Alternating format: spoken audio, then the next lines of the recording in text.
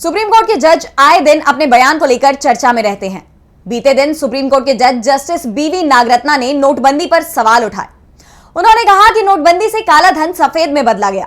इसके साथ ही उन्होंने राज्यपाल को लेकर भी चिंता जताई और उनके इस बयान के बाद मामले में सियासत तेज हो गई है।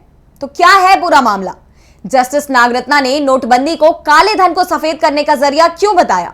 जानने के लिए देखिए ये रिपोर्ट। मोदी सरकार की नोटबंदी एक बार फिर विवादों से घिर गई है। 8 नवंबर 2016 को प्रधानमंत्री नरेंद्र मोदी ने नोटबंदी का ऐलान किया था, जिसके बाद पूरे देश में 500 और 1000 के नोट बंद कर दिए गए, जबकि तब चलन में 86% करेंसी 500 और 1000 रुपए की ही थी। पीएम मोदी ने नोटबंदी को भ्रष्टाचार खत्म करने की दिशा में अहम कदम बताया था। उन्होंने कहा था कि इससे काले धन के प्रचलन पर रोक लगाई जाएगी। लेकिन अब सुप्रीम कोर्ट के जज ने मोदी सरकार के इस फैसले पर अहम टिप्पणी की है। सुप्रीम कोर्ट की जज जस्टिस बीवी नागरत्ना ने नोटबंदी पर सवाल उठाए हैं। दरअसल जस्टिस नागरत्ना बीते दिन हैदराबाद में नालसार यूनिवर्सिटी ऑफ लॉ में कोर्ट्स एंड द कॉन्स्टिट्यूशन सम्मेलन में सम्मिलित हुई। इस दौरान उन्होंने नोटबंदी को काला धन सफेद करने का जरिया बताया।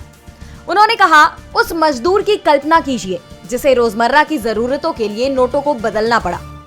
इसके बाद 98% करेंसी वापस आ गई। तो काले धन का खात्मा कहां हुआ जो उसका लक्ष्य था? यह काले धन को सफेद बनाने का एक अच्छा तरीका था, जिससे बेनामी नकदी सिस्टम में शामिल हो गई थी। इसके बाद आयकर कार्यवाही का क्या हुआ, ये हम नहीं जानते। आपको बता दें, बीते साल जनवरी में सुप्रीम कोर्ट की 5 जजों की बेंच ने नोटबंदी के फैसले को 4-1 से वैध ठहराया था और उस बेंच की सदस्य रही जस्टिस नागरत्ना ने नोटबंदी को असंवैधानिक करार दिया था।